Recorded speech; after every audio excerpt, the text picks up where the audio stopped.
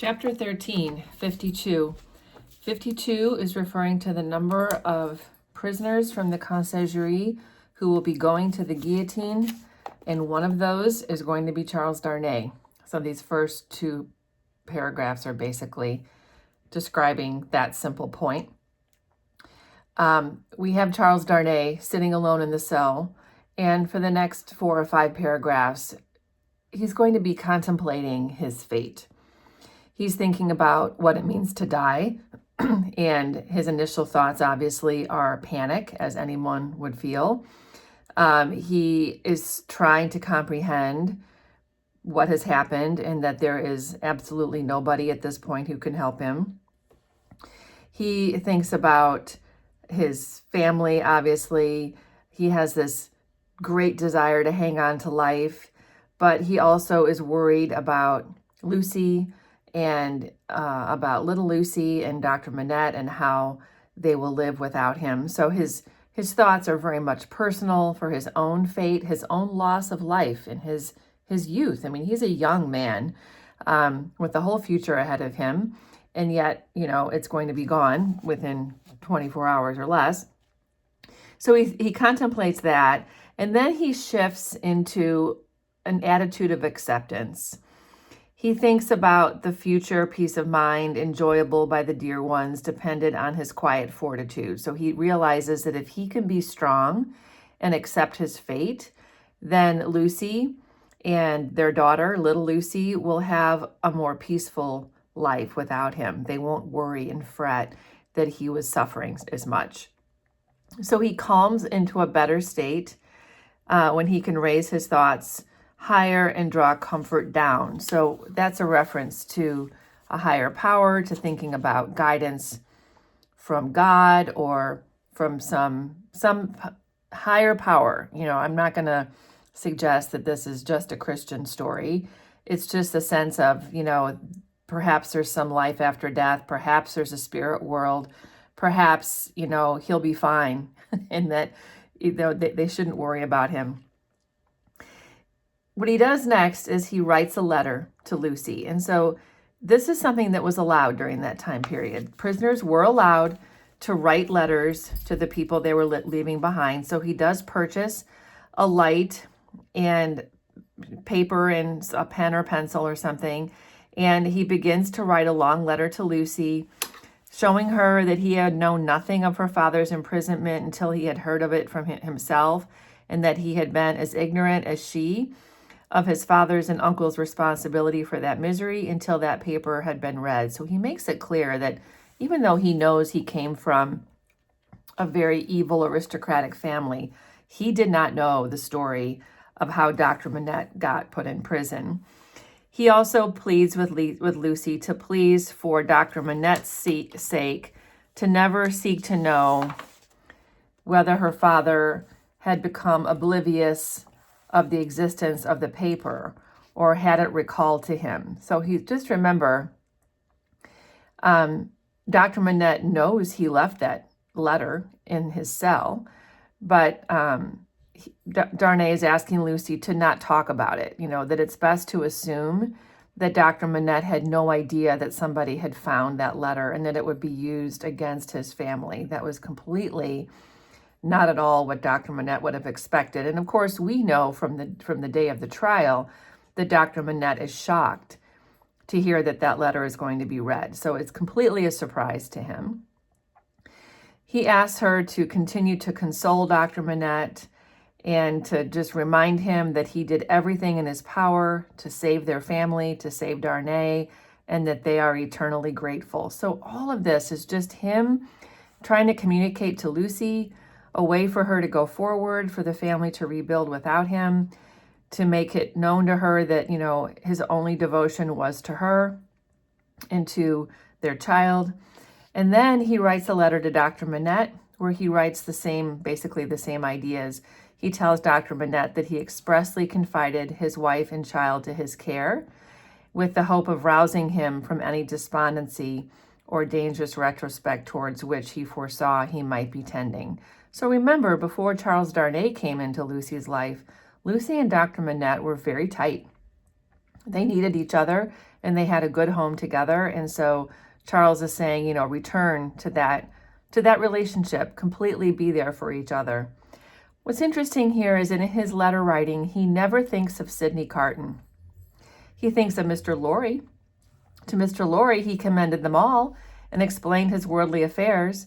So he just lets Mr. Lorry, the banker, kind of know the business side of things and says, please look after them financially, which is what he had been doing before. And so he never thinks of Carton. He never once thought of Carton, which is so interesting because, of course, Carton is thinking only of him and of Lucie. And then he finally is able to go to sleep. He has some closure here. And while he's sleeping, he dreams of being free, being back in his house in Soho, that he's with Lucie again, that everything is the same as it always was. But he realizes when he wakes up that it was a dream and that this is the day of his death, which is what he says here.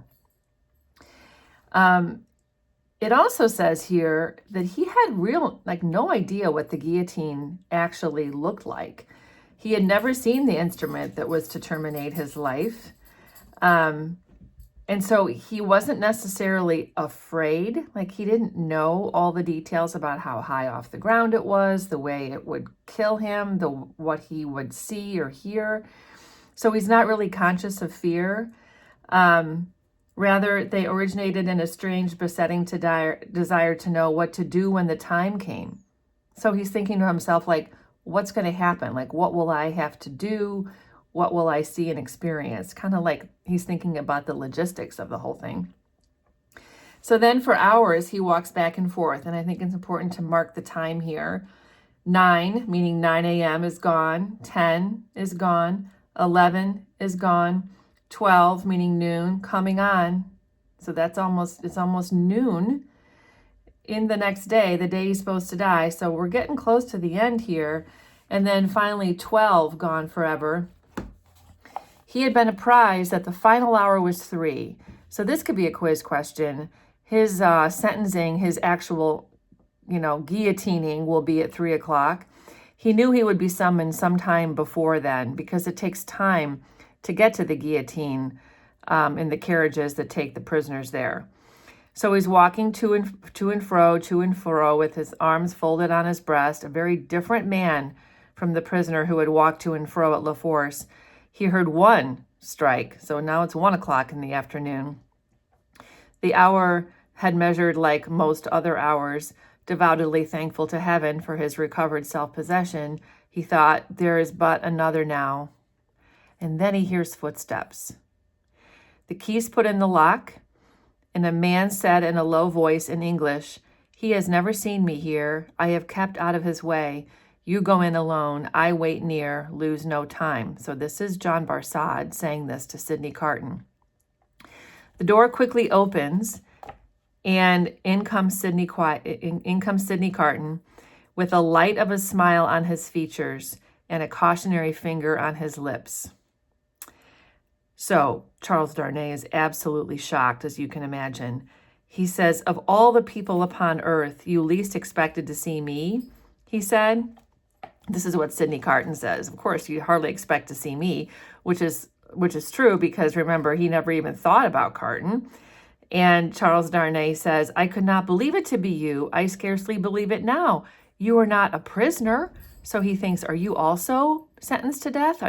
How could you be in the prison if you weren't a prisoner? And Sydney Carton says, "No, I actually know one of the guards here, and they let me come in because I have a message from your wife." So this is, of course, going to get Charles Darnay's compliance. He's going to be agreeable to Sydney Carton if he believes that he's coming with a message from Lucie. "I bring you a request from her." And he says, "What is it?" And then Sydney says, "A most earnest, pressing, and emphatic entreaty addressed to you in the most pathetic tones of the voice so dear to you that you will remember." And the prisoner feels so sad. And he says, "You have no time to ask me why I bring it or what it means. I have no time to tell you. You must comply with it. Take off those boots you wear and draw on these of mine." So immediately they start changing clothes. So Charles Darnay puts on Sydney Carton's boots. Then Charles Darnay starts to realize what this might be about, and he says, it would be madness if I asked you to escape. Or he's asking, like, what are you trying to do? Escaping is not possible. And Sydney acknowledges that, yes, it would be madness if I asked you to escape. But do I? Because so far he hasn't said anything about escaping. But of course, Charles Darnay is putting two and two together because they're literally changing into each other's clothes. Sydney Carton says, take this ribbon from your hair and shake out your hair like this of mine. And the prisoner does the same thing. And Charles Darnay is so shocked by this. He just does every single thing that Sydney Carton tells him to do. He was like a young child in his hands. Carton, dear Carton, it's madness, says Sydney Carton. Carton, dear Carton, it's madness, says Charles Darnay. I'm literally getting these twin men mixed up. And Sydney Carton says, do as I ask you, my dear Darnay, to pass through the door. When I ask that, refuse. There are pen and ink and paper on this table. Is your hand steady enough to write? And Darnay says, well, it was when you came in, but of course probably isn't now. And then Sydney tells him to write exactly as I speak.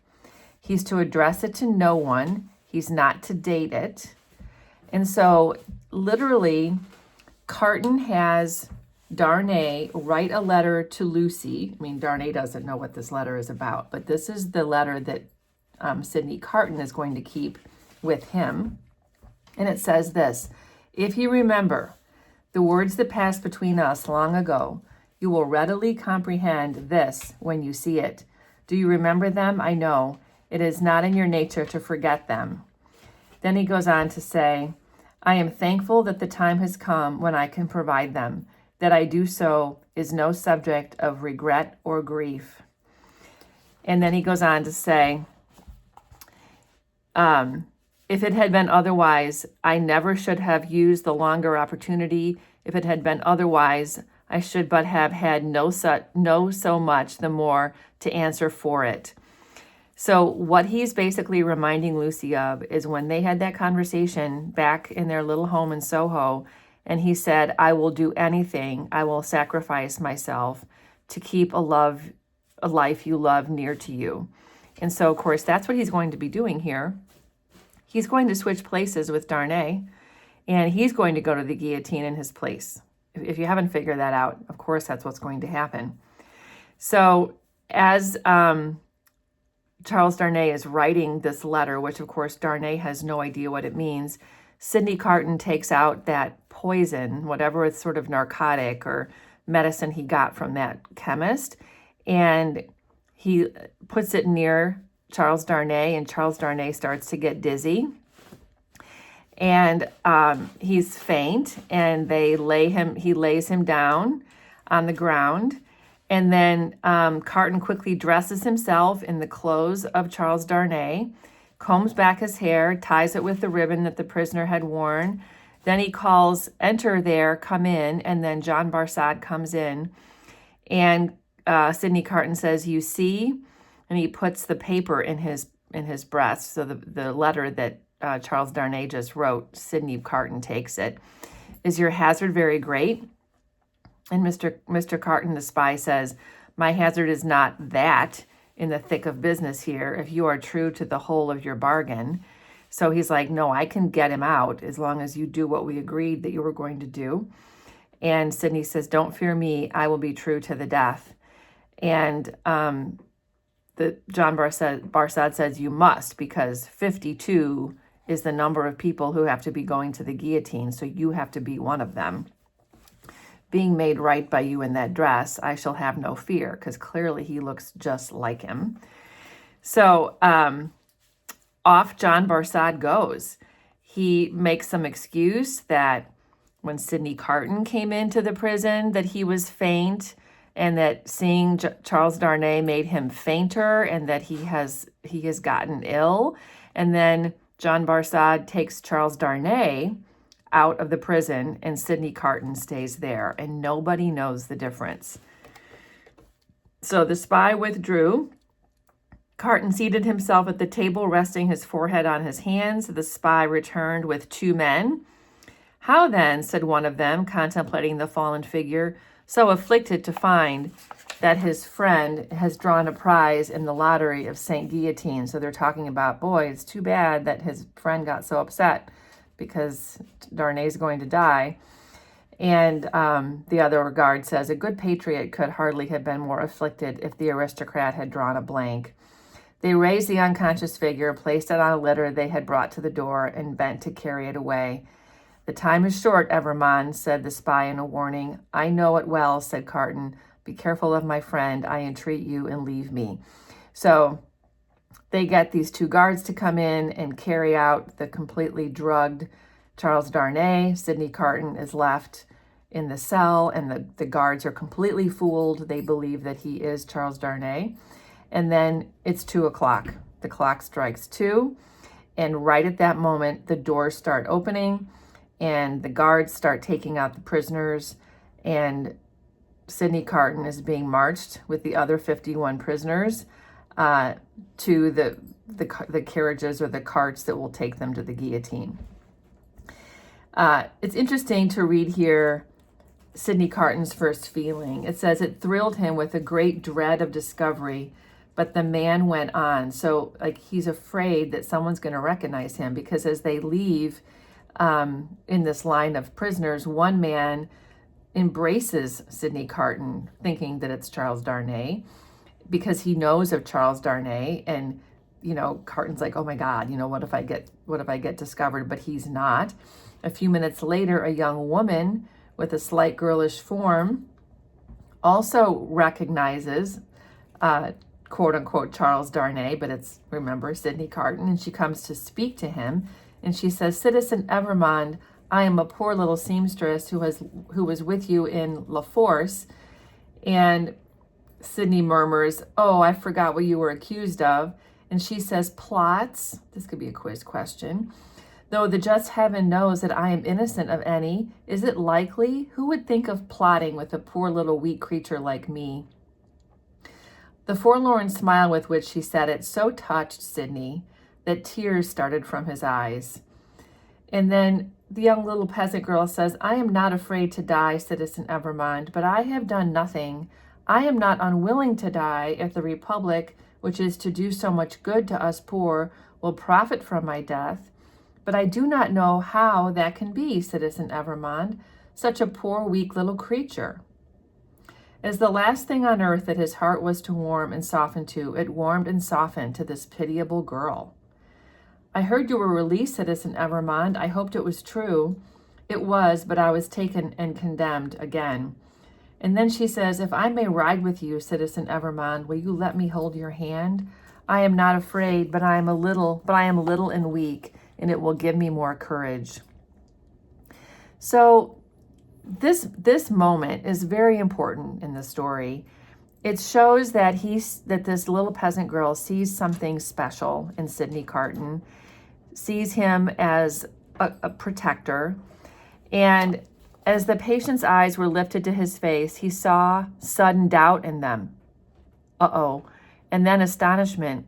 He pressed the work-worn, hunger-worn young fingers and touched his lips. Are you dying for him? She whispered. And his wife and child, hush, yes. So she recognizes that he is sacrificing himself. So in this moment, if you haven't already thought about this, Sydney Carton is a very powerful symbol. He is compared to a Christ figure, someone who is willing to die for the sins of others.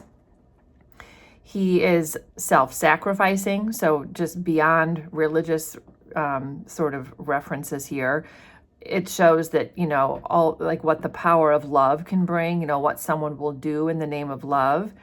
And, this is, of course, the greatest sacrifice of all. And so now, because this young peasant woman recognizes that Sydney Carton is basically, giving his life for Darnay and Lucie and little Lucie, she says, oh, will you let me hold your brave hand, stranger? So out they go, and heading towards the guillotine. And at the same moment, we have a coach going out of Paris about to be examined. So remember, who's in this coach? This is Mr. Lorry and Lucie and Miss Pross and little Lucie and drugged Charles Darnay. And so we see all the conversation that happens at the gate, that the guards asked for the papers. They're checking that Dr. Manette is there, that the banker, Mr. Laurie, is there, that Lucie is there, that little Lucie is there, and that Sydney Carton, the Englishman, is there, which is here in the corner. And they say apparently the English advocate is in a swoon because he's completely passed out. And they say, yes, he's very upset. He's not in strong health. He is separated, sadly, from a friend who is under the displeasure of the Republic. So they just go along with this story. Is that all? It is not a great deal that. Many are under the displeasure of the Republic and must look out at the little window. Jarvis Laurie, banker, English, which is he. I am, not necessarily being the last. So Jarvis Laurie is the one, I just made a note here, who's answering all these questions. So Lucie and Miss Pross and everybody else, they're sitting in there quietly, I'm sure terrified. And Mr. Laurie, Mr. 78-year-old Mr. Laurie, is, holding it together, and he's talking to all these people. So they let them go. You can depart. Forward. Good journey. So away they go out of Paris. But of course, they're not out of France. There is terror in the carriage. There is weeping. There is heavy breathing of the insensible traveler. So we have Charles Darnay, heavy breathing. I'm sure we have Dr. Manette also weeping and breathing and fretting.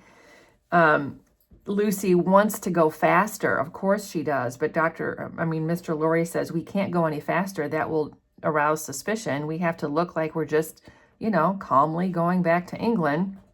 And they keep looking out, and they are never pursued. I want to point out here that on this next paragraph, we have a shift in point of view. This entire book has been written in the third person. All of a sudden now, we're in the second person. It says, houses in twos and threes pass by us. Solitary farms. The hard, uneven pavement is under us. We strike into the skirting mud. So this shift in point of view is, of course, done on purpose. And the effect of this is that we feel like, as a reader, that we are in the carriage with them. Suddenly, it's as if Mr. Laurie is narrating to us, like he's telling us the story personally of like, this is what happened to us, we were doing that, and then this happened to us. And so we suddenly feel like we're like familiar with Mr. Laurie, and the rest of them, we feel like we're friends. And that's a way of creating empathy, and just suspense too, in terms of like what's going to happen, because all of this is them describing, Mr. Laurie describing everything they pass. At one point they stop in a small town and they change the horses, so that takes time. And then at length, the new postilions, these are the new horses, are in their saddles, and the old are left behind. We are through the village, up the hill and down the hill, and on the low watery grounds, and suddenly the postilions exchange speech, this is the people on the horses, with animated gesticulation, and the horses are pulled up almost on their haunches. Uh-oh, they think they are pursued. Ho! Speak then. What is it? Asked Mr. Laurie, looking out the window. How many did they say? I did not understand you. At the last post. How many to the guillotine today? And Mr. Laurie thankfully can answer this. He says 52. So who knows whether it would have mattered if Mr. Laurie didn't know the answer to that question, but it certainly does help that he knows, because it just makes him seem like he's on the side of the revolutionaries, that he's paying attention to who's going to the guillotine. Of course he is, but for different reasons. So he knows. I said so, a brave number. My fellow citizen here would have it at 42. 10 more heads are worth having the guillotine go handsomely. I love it. Whoop. And that's the end of it. So off they go. Charles Darnay is beginning to wake up. He's beginning to revive and to speak intelligibly. He thinks that they are still together. He asks him by his name what he has in his hand. Oh, pity us, kind heaven, and help us. Look out, and see if we are pursued.